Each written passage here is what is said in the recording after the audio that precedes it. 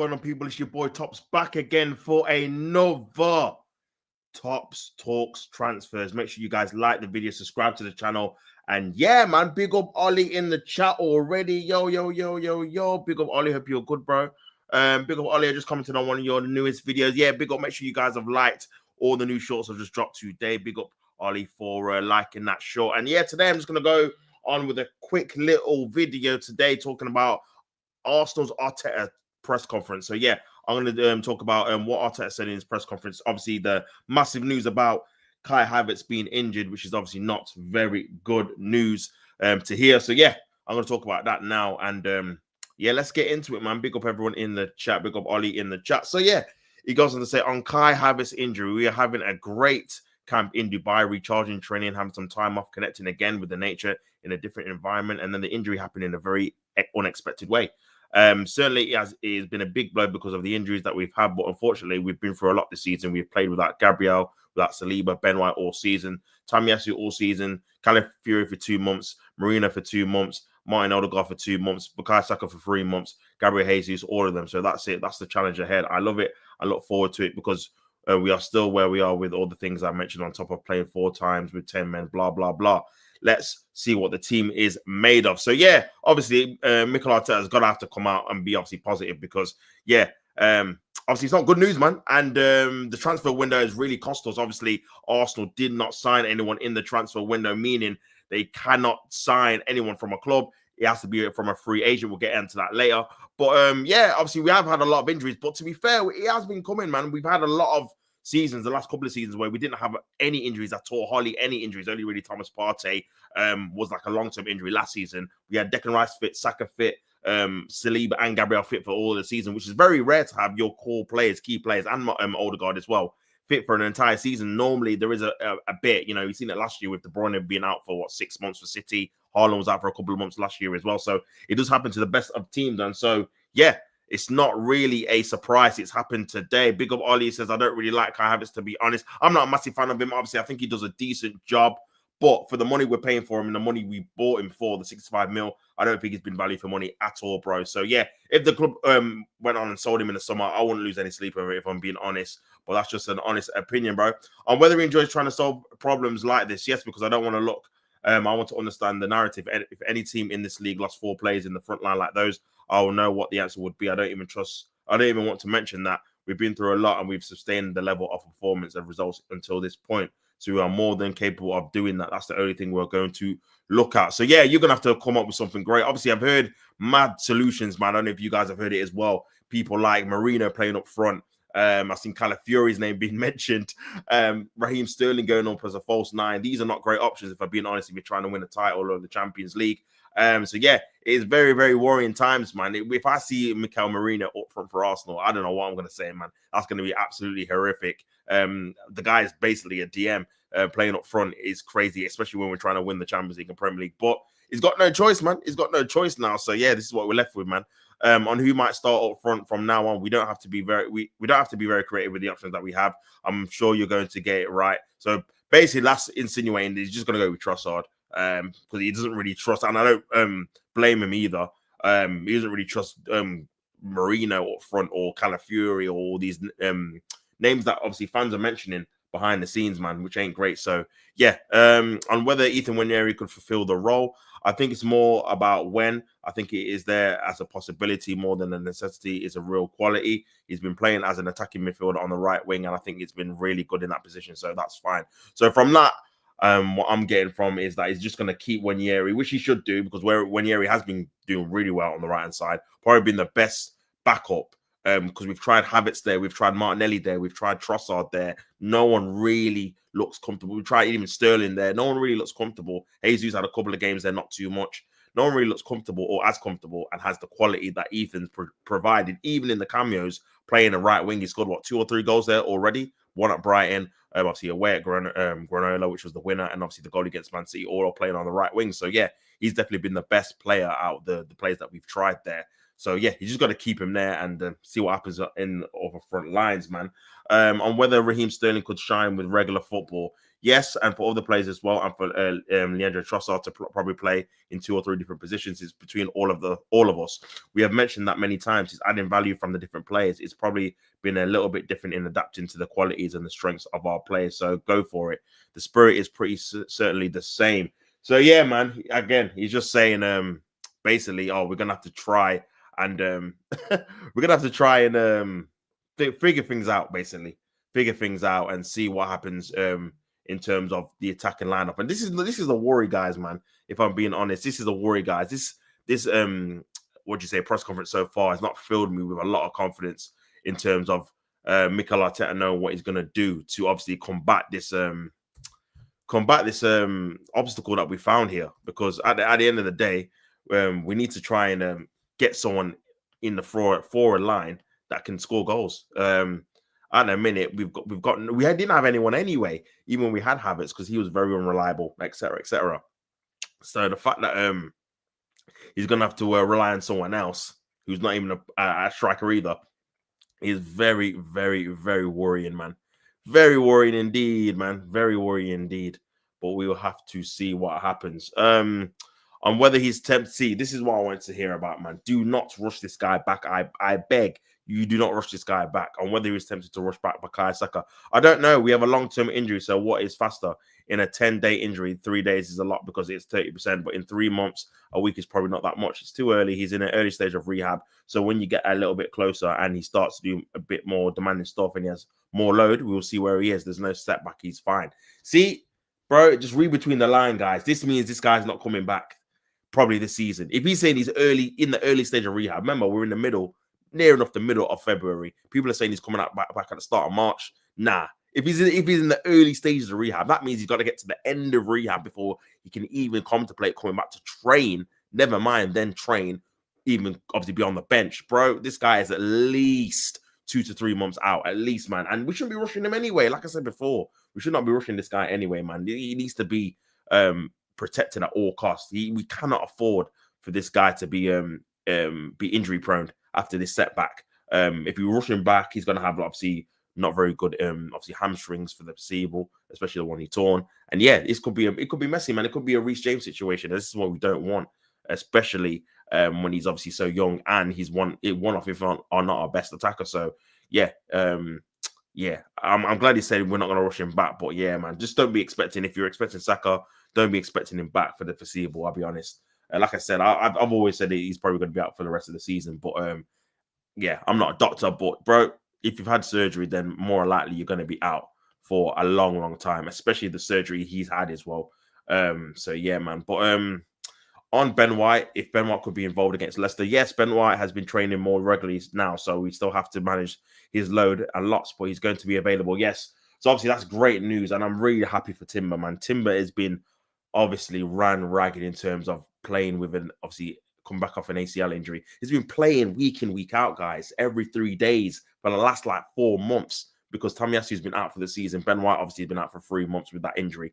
And it's like, bro, you need to give this guy a rest, man. Otherwise, he's going to be the next one to break down. I'm very surprised if he hasn't broke down already. I wouldn't even blame him because, yeah, the amount of load we've put on him in terms of playing 90 minutes every 3 days after coming out from ACL has obviously not been fair. So, yeah, hopefully Ben White can slot back in, give Timber a rest. I've seen people say that, oh, Timber can now go to left back. No. Put Timber back on the bench and ease him back in how he should have been. Obviously played when obviously normally he would have been coming back from an ACL injury, man. So yeah, that's definitely something I need to see a bit more of. So yeah, he's going to be on the bench. Hopefully he can come on, get a few 5-10 minutes maybe towards the end if we won the game. Hopefully, fingers crossed, and see what happens from there. On Everton using a photo of him scoring against Liverpool on their program. It's probably because it was the last time Everton beat Liverpool at Goodison, so good memories. That's incorrect. They beat him last year, so that is incorrect. I look young. I was a very powerful player, as you know. Wow. Wow. On his reaction to Everton's late equaliser against Liverpool, I better not tell you the story of what happened. It was a funny one because I was watching the tablet and I lost connection, so we didn't know exactly what was going on. That's the beauty of football, the uncertainty, and that's the fact. For everybody, it's not the first time for everyone. It's really difficult to win matches in the league. That's why the hope and ambition are always there, because to do it consistently for 10 months is a very, very long league. So yeah, so obviously it just goes to show you guys that these managers, players, they do watch other games that affect their position, man. When they say they don't and they just focus on themselves, it's a complete lie. They definitely do. They definitely have an eye on the table. They definitely are watching what other teams are doing. And he just literally just said it there that he was watching the game. So yeah, it just shows you, man. He's obviously looking at Liverpool and hoping that they drop points. And whether that goal proves he's the answer to our striker shortage, I think we'd be in big trouble. Yeah, I don't know why they're asking them kind of questions, man. It's just silly. On Liverpool dropping points, when the gap becomes a bit smaller than you expected, it's always really positive. You need that generating momentum, and the next few weeks are going to be critical as well to understand where we are going after the international break with 6 or 7 weeks to go. So yeah, he just basically I don't know, man. I think he's just trying to say the right things, but it's obviously, as I also find, it's hard to really be positive after the week we've just had with the transfer window closing, the 2 major injuries we've had to our attacking players. Yeah, it's hard to really get a bit of positivity. If I'm being honest, man, very, very hard on how he keeps injured players from focused by keeping them as close as possible to the team and involved. They are responsible as well to manage this period and the energy of the team and support in the best possible way to maintain the standards and the belief around the team and to be connected. Because when you come back, if you have been in the process every single day, I think it's much better to achieve, again, the performance level you need. So, yeah, you've seen that with obviously Bukayo Saka being around the pitch, being around the field. But I do think it's a bit of a, not disingenuous, but it is a bit sneaky in terms of having obviously Saka around the team, because he does give you that perception that he's going to be back soon, and he's not, because obviously again he's in the early stages of rehab. Mikel Arteta said it himself, so he's not going to be back for the foreseeable, man. So yeah, I just feel like he's just trying his hardest to probably keep the fans on side a bit happy. But at the same time, you can only say so much before fans cutting on. You know what? This guy is not going to be involved with the team until probably next season now. Big up edits. He's been saying for a long time. Pog boom to Arsenal. Here we go, bro. I would take him, man. I can't even lie, bro. I would take him at a heartbeat. Obviously, I know his ban runs out. Is it in March? So yeah, bro, bring him in, man. Bring him in. Any free transfer, bring him in. We need the bro. The thing is as well, like, if the rumors are true, and hope they're not, that he's going to be playing Marino as a striker, then that makes us a little bit light in midfield, because obviously he'd be our number 8 cover. So yeah, if he's available, just bring him in. But for me, it's looking bleak, man. It's looking bleak. It just shows you the lack of ambition from the board and the failure in the transfer window in the summer and obviously in January by not strengthening the key areas that we needed to strengthen when we had everyone fit. We needed a striker anyway. Like, it's actually madness when you actually think about it, man. But big up edits, man, on how he keeps injured players focused. I just read that. On maintaining our pressing up front. We have the moments in relation to the opposition's qualities and the intentions they have, and our ability will hopefully be better and better in the next few weeks. As for now, we always adapt to the qualities of the players. So that really means that he's not going to be pressing as much as before. My big up edit says, would Pogba be a long-term or now? Probably short-term, if I'm being honest, man. I mean, I know he's, 31, 32?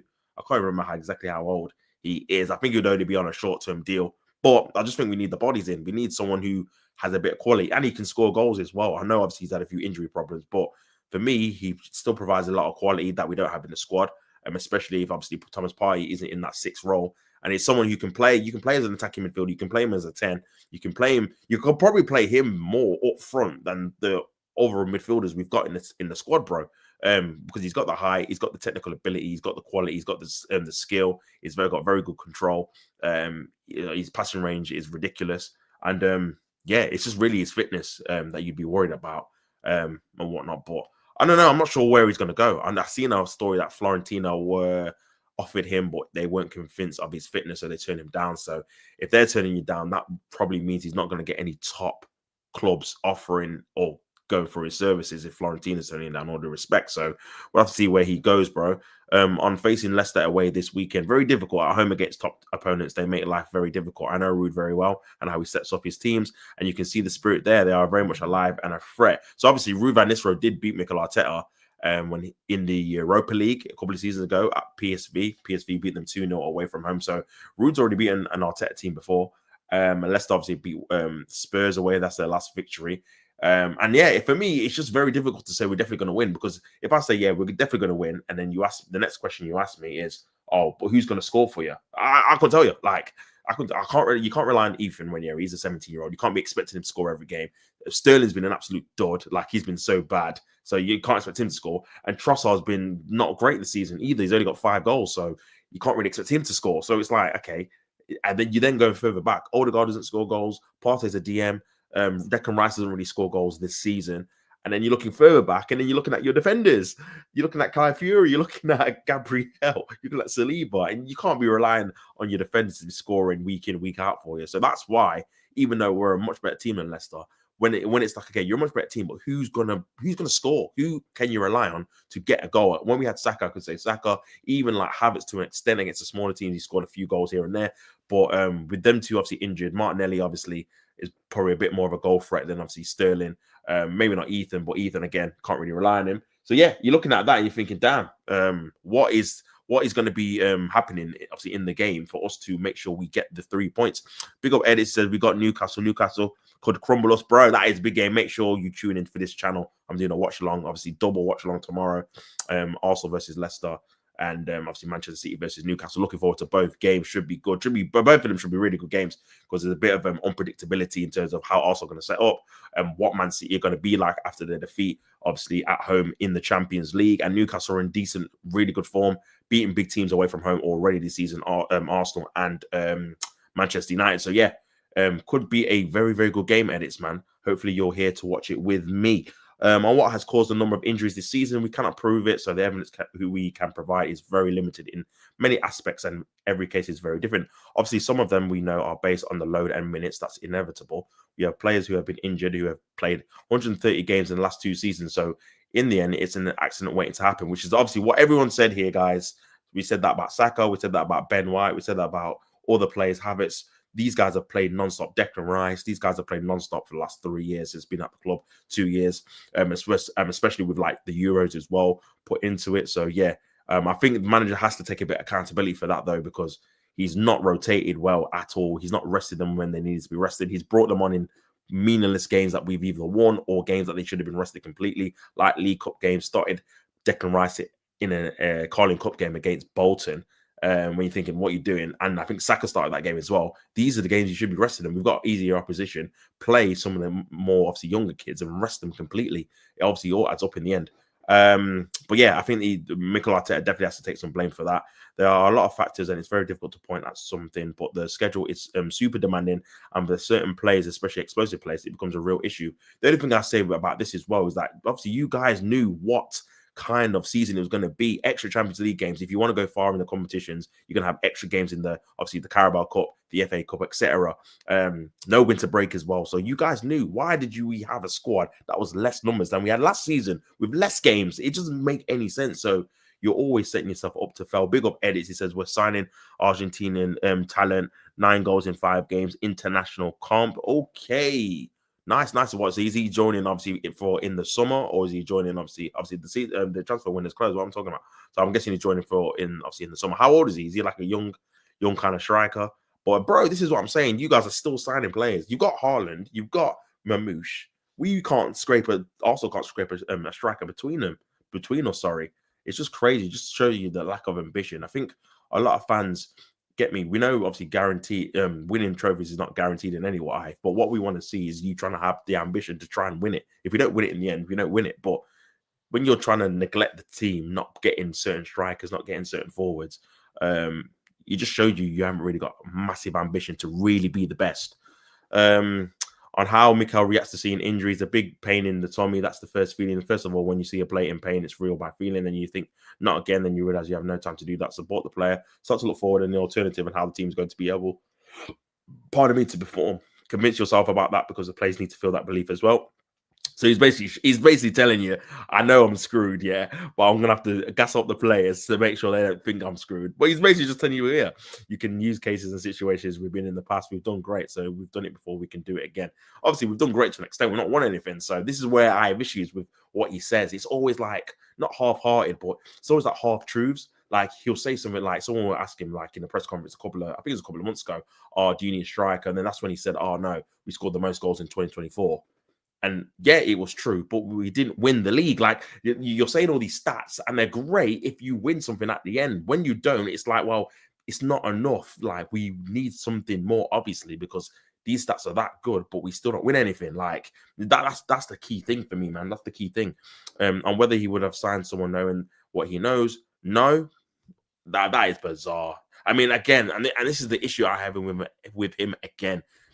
Him saying no is him obviously covering up for the board, covering up. This is like a quality control, because obviously, if someone told you you're gonna have 3 attackers fit for the rest of the season, majority like until like April at the earliest, obviously you're gonna say yeah, but he doesn't want to say that because it's going to highlight how they've made a mistake. So he said no, which is mad. No, but we're always put in that situation where we were an injury or two away from a very risky situation. When you try your best and do everything that you can and you think you're capable of, and you have done your homework and try that, and you don't achieve it, you can only have regrets, but at least you know that you've done it. Yeah, man. I don't know what he's talking about there, bro. I don't know what he's talking about there, man.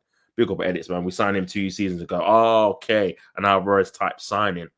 Crazy. What are the realistic free options? Yeah, bro, I'm gonna get into that in a minute. Once I finish this press conference, I'm gonna have a look and see who's actually available for us to try and sign.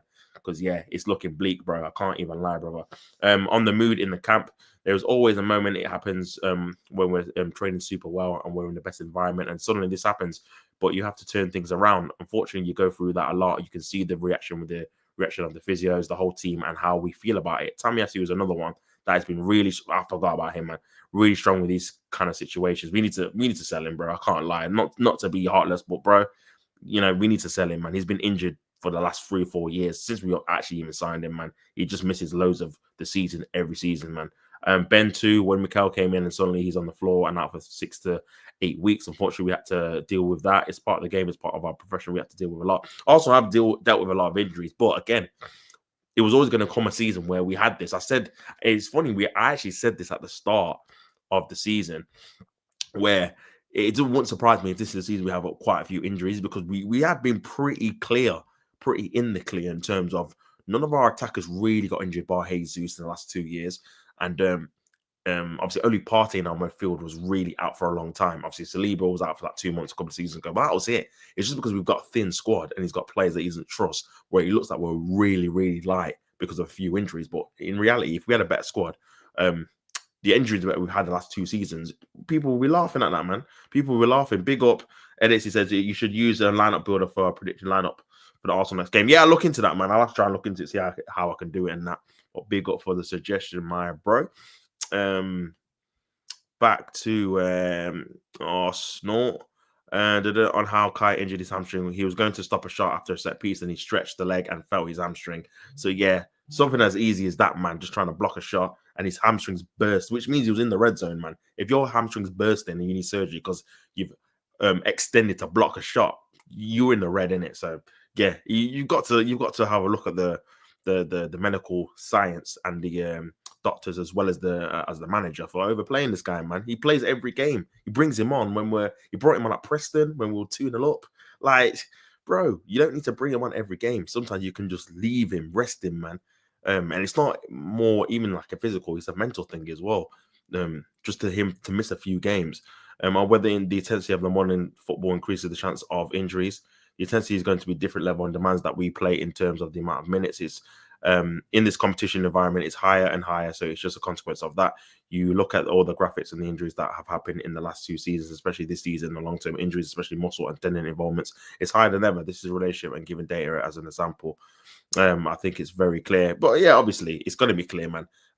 More games, you're going to get more injuries. It's obviously not rocket science, isn't it? Do you know what I'm saying? And whether he will bring in a free agent. Here we go, guys. We will explore every possible situation and make a decision from there. So that sounds to me like he's willing to make a punt in the free agent market, man. Yeah, I'm gonna have a look. I'm gonna type it in free agents, football free agents in a minute, strikers, and see what comes up in a minute, man. See what we can work with. But yeah, looks like we're gonna try and have a look at that, which is gonna be absolutely crazy if we actually get someone on a free. I can't see it happening personally, but if he's saying it, then obviously they're going to look into it. Then on whether he wants the Premier League rules changed to get Max Dowman involved. We had Max, we had other kids as well there in Dubai. It was a big opportunity for us to see them in the environment. It clears it's clear the rules on the edge and restrictions at the moment are very difficult to change that as well. So obviously this Max Dowman guy, again, I think he was 14. I think he might have just turned 15. I don't like, again, how they've been pushing this guy in terms of the PR. Just let him develop properly, man. No one knows how good he is. Obviously, he's doing very well to be training with the first team, but unless he's ready to obviously be a member of the squad, why is there such massive publicity on a guy? Well, he's a kid, bro. Like, just let him develop. Obviously, let him have a few training sessions and then train with his own age and do that, man. Just putting all this pressure on him, and we don't need to. We've got Declan Rice, we've got Partey, we've got Jorginho for this season. It's just a bit. I don't like him, man. He's just a bit silly. And whether he will keep senior players on the bench so there's experience there, that's a good point. And sometimes it's a way of twisting your thinking and probably exposing the player in an environment that is from the beginning a bit easier. We'll have to cope with the different contexts probably, and some of them that we haven't even already imagined or can really plan today. But we are ready. Yeah, again, he needs to use his bench better, in my opinion, man. He needs to start rotating people, bringing people off when they're tired, bringing people off to change the game. And yeah, that's one part of his management I don't think he's very good at all in terms of how he uses his substitutions. When the team lineup as well, man, is very, very suspect sometimes. So yeah, and playing plays out of position as well. I don't really rate. So yeah, it's one of them he has to keep an eye on whether he still feels that bringing in an extra players would have been beneficial. A certain ability that can play in our level. That's a body that we recognize as someone who can support and impact the team. Bro, you can't pretend that there was no one out there to help us, man. There's so many options, so many loan players that went across Europe who could definitely improve our team. You're telling me someone like Asensio or Moana can't help us, man. There's a website called Lineup Builder, free to use. Okay, cool, bro. I'll have a look at it when I'll finish the stream and see what I can do, man. But yeah, big up. On how he adapts training to help with fatigue. It's very limited. We train less than ever. We see our data, we train less than ever. It's normal. There's no time for training. But when we talk about training, it's not only what happens on the grass. The biggest problem is that you don't train the muscle. That's the problem. So the muscle is undertrained, and when you expose the muscle and the tendon to the exposure, that it cannot be absorbed because the tendon needs 72 hours to recover. So a lot of people talk about what we do outside. It's not outside, it's inside. When you have to load the muscle for 2, 3, 6, 8 weeks, when you haven't trained it, the risk of injury is much bigger. One, because the muscle and tendon are not recovered, and then it's not to prepare the absorb the load and the stress you're going to put it under every 3 days. That's the problem. But again, you know all this, man. I feel like he's saying things that everyone already knows in terms of you knew you were going to get less time to prepare in the season, especially if you want to try and win trophies, man. It's just silly how you've gone in with a 22-man squad. After last season we had 25 men. So yeah, it's just a bit silly. On whether Everton's equaliser helps change momentum, that helps. It helps. It seems like it helps when you see your team performing what we've done in the Champions League and what we're doing in the league with all the conditions we're in. That's a massive belief. The players' reaction is one that gives me the mood that I'm in, that they want more and they're not satisfied that they're going to stop with it. Obviously, he keeps saying about how we're performing in the Champions League. And listen, the Arsenal have been good in the Champions League. 6 wins out of 8, 1 draw, one defeat. Only conceded like 3 goals. Fantastic record in the Champions League. In the league, obviously, we're second, not the best. Had a few injuries, but again, it just comes back to what I was saying before, bro. Like having these like little small victories. Well, we're doing very well because we've got a few injuries, but bro, how long does the problem with that is that that's like a never-ending like excuse. Like, oh, we're doing very well because we got this amount of injuries. Oh, we're doing very well because we haven't got a striker. Or we're doing very well. But when are you just going to win? When are you not going to use a metric that doesn't actually provide any kind of silverware as evidence that you're doing good? Like being like very good against the big 6 teams, or having a very good defensive record. These are all nice when you have a trophy to go along with it. When you don't, it's just like things that you've not even achieved, but things that you're doing well, but that doesn't really amount to anything like substantial. Like in 2-3 years, no one's going to remember that Arsenal scored the most goals in 2024. No one's going to remember that.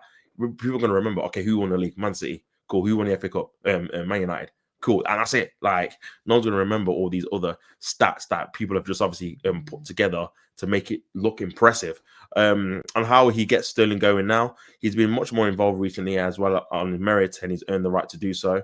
Obviously, now in terms of the minutes and availability, we have those players. All the players are going to have more exposure, and certainly Raz will be one of them. So yeah, he's basically saying the title charge is all on Raheem Sterling, man, which is just to even say that is actually mental. If I'm being honest, man, actually mental, bro. Oh my. So yeah, I mean, he has to play on the left for me. But then you got Trossard. And Trossard's gonna have to go up front. I think that's gonna have to be it. On women's team playing Spurs this weekend, all the best. Let's do it again. It's going to be packed in. It's just a joy to watch the amount of support they get, and deservedly so. I hope they go well. And that is the end of the press conference. So yeah, let me type in football free agents forwards. Let me type that in, man. Free agent market. Transfer market. Let's have a look, guys. Yeah.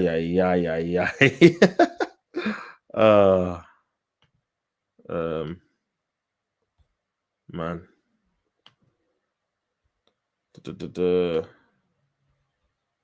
So yeah, let me go position.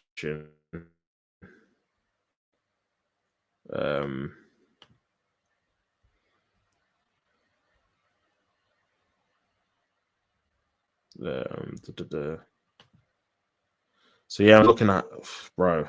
Brandon Williams is a free agent. Jeez, that's definitely not good. I'm just having to scroll through, man. There's no one I actually even know of, if I'm being honest. Scrolling through here, there's loads of centre forwards, 30-year-olds, right winger.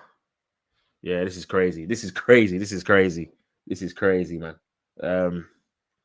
Obviously, you got. Oh, okay. Here we go. Diego Costa, 36. 36. Carlos Vela, obviously formerly of Arsenal, 35. He's a free agent as well. So they're the only two forwards that I actually recognize from that list. We're going to the second page. Oh, he's a free agent. I didn't even know that, man. Konate, I didn't even know he's a free agent. I thought it was at Crystal Palace still. Don't recognize any of these kind of players. Jeez, it's not looking good. Johnny Russell, man. Proper championship player, him. Yeah, it's not looking good, guys. I don't know any of these players. If you guys know any in the comments, let me know, man, because yeah. Arteta's playing with you. Brother, are you seeing the state of these players here? It's actually mad. It's actually mad. Oh my days. I can't believe this. This can't be the market where we're trying to cook in, man. Honestly.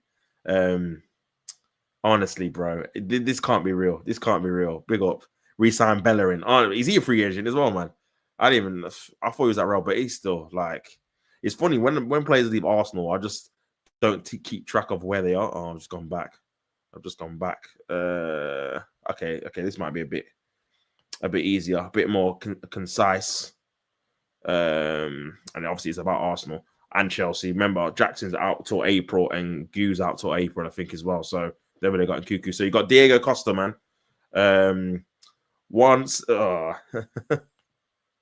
Diego Costa. Oh, come on. Once one of the best strikers in the Premier League, those days are firmly behind Diego Costa. At the age of 36, the Brazilian-born striker has played for Grêmio, his native country. He did not enjoy a memorable spell there, earning a red card while playing with the under-20s was a low point. Jesus. Wow. So you got Diaz here. He used to play for Real Madrid. How old is he? 31-year-old. Spent 2 years in the C team, another 2 in the B team before being promoted in 2016. After that, he departed for Lyon with an impressive 18 goals from 37 games in his early season there. This prompted the Spanish Giants to immediately re-sign him, and he spent the next 5 years in the Spanish capital. The forward made 84 appearances across 6 years from the bench. And now, after an underwhelming year with Seville, he's now a free agent. Oh, my days. Lucas Perez. Wow. Lucas Perez is not an option that is likely to excite Arsenal fans. To be fair, I didn't think it was too bad, you know. I didn't think it was too bad. For 17 mil, I know he only scored once in 11, but he never really got a chance. I can't even remember who that goal was against in the Premier League. He didn't even score against. I can't even remember. It might have been, it wasn't West Ham. I can't remember who he even scored against, but I'll have to have a look at that. After his move across London, he had 3 Premier League goals. Oh, yeah, he did move to West Ham, didn't he? To his tally, but left West Ham after just a season. He played for Deportivo La Coruña. He's 36. Zardes, 33-year-old man. LA Galaxy. He broke into the team with LA Galaxy with Steven. Bro, this list is atrocious, bro. Oh, my Lord. There's no way. There is no way. Big up Ahmed, man. That Everton game is so heartbreaking, but luckily we were working these bombs at Anfield. Bro, I keep forgetting that was obviously a game that was postponed earlier in the season. So I keep forgetting you got them again. Obviously, he's in April, bro. But yeah, I think you'll beat them in Anfield, man, if I'm being honest. Only good sign has to be Pogba. Bro, that's the only one I can see at the minute. Full send Costa. Costa, man. Brother. Gramero, man. I remember this guy was freaking heavily rated at one stage. Heavily rated. The Frenchman has enjoyed a stellar career performing for the top clubs, including PSG, Seville, and Atletico Madrid. Taka boasts 101 League goals, 74 in La Liga, and an additional 28 across the Champions League and Europa League. Also the holder of 4 Europa League medals, man. See, Gramero has definitely had an impressive record. 37! Oh, my God. Nah. See how, bro, these men are old. What the hell? 37, the former French international has been without a club since the summer. So he's not played for 6 months. Yeah, forget it, man. Age is certainly not on his side. Of course it's not. He's only 40. I know obviously Jamie Vardy's doing his thing, but he's a Leicester legend, man. That's more of a one-off. He could potentially do a job on the short-term basis. He would be far from an ideal option, but with free agents limited, Gramero could be an option for Arsenal or Chelsea. Bro, Arsenal and Chelsea are in the mud. Maxi Gomez. This is a surprise that Maxi Gomez is a free agent given he's only 28. Okay. The forward played for the Spanish club on loan last season, but he struggled to have an impact, failing to score for the club. Okay, that's not great. He didn't score 1 goal as a striker. His previous spells were more successful, however, having scoring plenty of goals for Celta Vigo and Valencia. He would need to rediscover. No, we ain't got time for that, man. We ain't got time. And that is the list they've compiled. So, guys, that is the list they've compiled there. The best one on there is I'll probably say Costa. I mean, Colin Firth's on here, which I'm shocked. I say Costa. He was beefing friggin' under 20s players, man. Or maybe Diaz.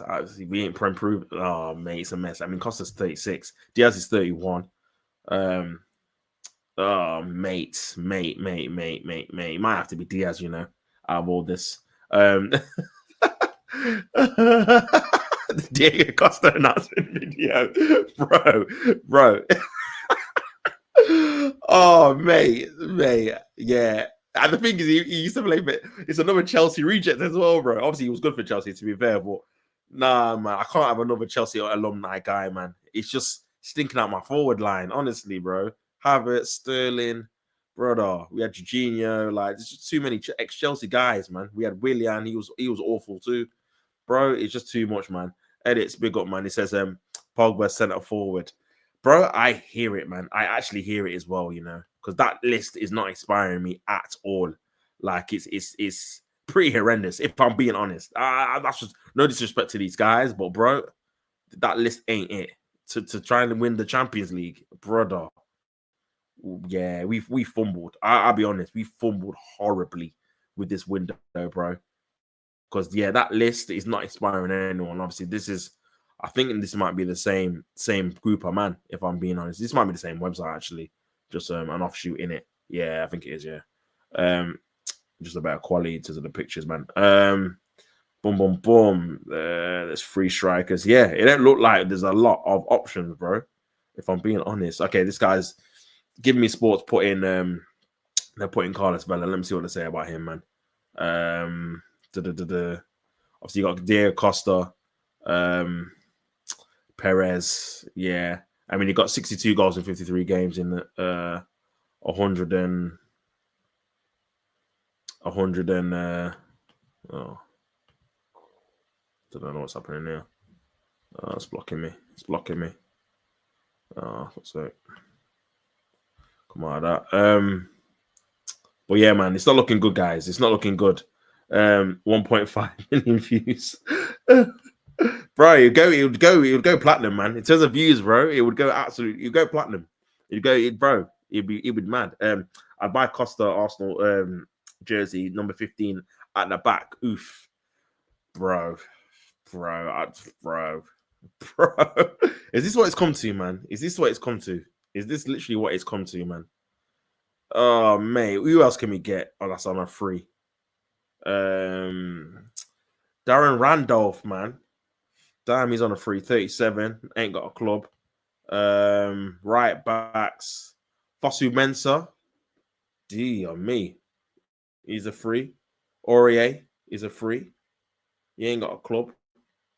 That is mad. That is mad. See Brandon Williams at 24. He's a free agent. It's crazy, man. How he's not got a club. Kawaza, bro, we were linked with him as well, man. We went with him. Obviously, you got Pogba. Coquelin, get him back at the club. Get him back at the club, man. Konate as well. Bro. That must be it. And then Ben Yedder, but I'm sure he's going to somewhere. I think he's going to Spain, I think. Diaz as well. Bro, he had a goalless season. Didn't put that in the last report, bro. I didn't even say that. Oh, dear. Diego Costa. And yeah, that's it. That's your lot, bro. That is your lot. Oh, it's not looking good, guys. It's not looking good, guys. It's not looking good. Arsenal saving for Costa Coffee. see what Arsenal are doing, man. Making us a laughing stock, man. With a lack of transfer noise, man. Atrocious. You lot could have had Chido, Obi, Martin, Peak. Bro, this is what I'm saying, man. If you just would have waited, literally waited another 6-7 months, he would have been starting. That's the thing, because he's an actual centre forward. I know he's young, but he would have been starting, bro. Because what we would have done is that we would have probably started him, put probably Sterling still on the bench or Ethan on the bench, and then have Sterling or Ethan come on for him. So at least you can rotate a bit better. Now we have to play Trossard, Sterling, and Ethan, yeah. They have to play, and then we're gonna have to bring them off for defenders. So we have to be winning before they come off, or we're done. Like tomorrow, I'm worried, bro. Like, not because Leicester are an amazing team, but just because, like I said, I don't know who's gonna score. And if it's 0-0 or we're 1-0 down, let's say they've scored from a corner, or we concede a penalty and it's 1-0 to them, yeah. Who are we bringing on? We're gonna have to bring on Tierney. We're gonna have to bring on Calafiori. We're gonna have to bring on Zinchenko. We're gonna have to bring. These are all left backs I just named. We're gonna have to bring on Marino, who's more like a DM than an attacker. Jorginho, who's a DM. Like, these are the man we've got. It's crazy, bro. It's crazy when you think about it. Crazy, crazy, man. So, like, people are talking about Butler or dodgy, but bro, he's not ready, man. He's not ready. He's not ready. Cunha in the summer. I mean, he's been linked with Man United, you know, bro. He's been linked with Man United, so I feel like he's gonna go to Man United instead. So yeah, man, I'm not happy with Arsenal, man. I mean, even in the summer, it just makes us have to do loads of work. Like, we're gonna have to do so much work, man. So much work. Oh, dear me, man. It's not good. It's not looking good, bro. It's not looking good, bro. I'll be honest. It's not looking good. It's not looking good, my guy. It's not looking good. I don't know what you man think, man. I don't know what you man think. Oh, man. Man. But yeah. Oh, boy. Do a pet play Calafiori at centre forward, Guardiola's new position. Yeah, bro, it would not surprise me, man. I mean, Calafiori's actually got a good shot on him, to be fair. He scored 2 good goals. Obviously, I had a goal at Granola disallowed as well, which was a good finish for offside. So, yeah, it would not surprise me if he starts bringing him on and playing him left wing or left forward or something crazy. I mean, we're going for a league, guys. We're not mid-table. This is what's annoying me. Like, it's not like we've got nothing to play for. We've actually got things to play for. We're still in the Champions League. we're only 7 points now behind Liverpool, which ain't massive amount considering there's 14 games left. If we had a decent striker, we could probably, and they've got difficult games. They've got obviously Villa away. I didn't realize their Villa game as well, guys. It's actually next week because they're in the cup final. They pushed it forward to next Wednesday at 7:30. So I'm like, oh, do I watch that or do I watch the Man City Real Madrid second leg? I don't know. Do I try and watch them both? It's going to be a bit of a sticky one. I'm going to have to just flick a coin and see which one it lands on and just pick that game. But I'm probably leaning more towards watching the Villa game, if I'm being honest. I don't think Man City, sorry, Edits, I don't think you're going to get through. But again, I could be wrong. You could go there and win 2-0 and then you're through, you know? But yeah, man, it's a sticky one. It's a tricky one, man. It is a tricky one, if I'm being honest. It is a tricky one. But yeah, we'll have to wait and see what happens tomorrow, man. We'll have to wait and see what happens tomorrow, bro. But yeah, man, I'm gonna what am I gonna do? Arsenal so dumb, to be honest. You had Mamouche and Addiction most G8 in Europe, and you wasted your Jan. Legit, bro. This is what I was saying beforehand, man. Like, we should have got him before you. Like, you obviously needed some maybe more reinforcements in terms of helping Haaland out, but at least you got Haaland. We ain't got no one. Like, we ain't got no one on the level of Haaland, nowhere near the level of Haaland, bro. Like, we've got no one anywhere near his goal scoring acumen, his level of finishing, nothing. So the fact that you pipped him and got him, Mamouche, as well as having him, and when we've got neither of them, is crazy, bro. Absolutely crazy. And again, it just shows you, and you can say a lot of things about City, yeah, but one thing you can't question is the ambition of the owners, because they want to win. They get the best manager in Pep, they get the best players in Haaland. They strengthen when they can. Obviously, they took the foot off the gas maybe a bit too much in the summer. And okay, that's granted. That's once. This is the first time they've done that probably in the last 5, 6, 7 years, where they've not really capitalized on a transfer window as much as they could do. But bro, they are very, very consistent in terms of trying to help the team, trying to give the manager the most amount of players, the most amount of money, the position he wants, he needs. They're never left short like we've been left short. So yeah, it's definitely a massive issue in terms of going forward with Arsenal. And even if we had a new manager, is it just going to be the same thing? Is it just a thing where Arsenal are just happy to get top 4, and then after that, it's over, bro? They're like, once they've solidified that top 4 spot, they know they're going to get Champions League money. Like I seen, they got what, 12 million from beating Girona and finishing 3rd in the Champions League group round, 1 game, bro. So that's what they care about, the instant money. With Champions League, you get money straight away. But obviously, everyone keeps going on about Champions League, but when we're in it, we don't buy good players. This season, we've bought players we could have got without European football. Marino and Calafiori would have came to us without European football. We didn't need the Champions League to get them. We didn't need the Champions League to get Sterling on loan, Neto on loan. Like, you know, the only real signing, in my opinion, that helped us get, that obviously Champions League helped us get is probably Declan Rice. That's the only real one, because obviously Manchester City were after him. But bar that, all the other players, Havertz would have came without Champions League. So would Timber, Bray would have as well. Like, you know what I mean? We were getting Aubameyang without it. We were getting Partey without it. They were leaving Champions League teams to come to us in the Europa League. So yeah, no one can really tell us like Arsenal are not a big club in terms of being able to attract players without Champions League football. So for me, I feel like it's just exposed. I think it's just exposed the ownership in terms of their lack of ambition on not actually wanting to get a proper forward. And again, Mikel Arteta has to take some of the blame, because you know, he when he first got there, he said he was going to maximize every transfer window, and he's done the opposite. He's let transfer windows pass him by without doing anything, no hint of anything. Like, he didn't even like gain us a bit of like money coming in by selling like a Zinchenko or someone. So then at least again in the summer you can say, well, we sold Zinchenko, we've got an extra spot now. We can then go forward. He didn't even do that. So we've still got a lot of work to do in the summer. We've got to sell Kivior, we've got to sell Zinchenko. Where obviously Sterling's going back, Neta's going back. We need a new, obviously, backup goalkeeper. We're going to need, obviously, a backup to Saka or a new left winger, either or so. We're probably going to have to sell Martinelli if we're going to try and get a new forward. Like, it's crazy, man. It's crazy when you think about it. Like, the amount of work we've got to do, because we've not done anything in the last 2 January windows, and our summer window is very minimal in terms of bringing people in. It's scary. It leaves a lot more work for us to do going forward, innit? So, yeah, man, it's not great. It's not great at all, bro. It's not great at all. And I feel like we're gonna see we're gonna get a big shock. We're gonna get a big shock when it comes to what happens, man. What happened to Zinchenko, bro? So basically, obviously, with Zinchenko, yeah, like I feel like we signed him for obviously because again, that's another player that left City to come to us when we weren't in the Champions League. Same with Jesus. But we signed these players to elevate us really to get back into the Champions League.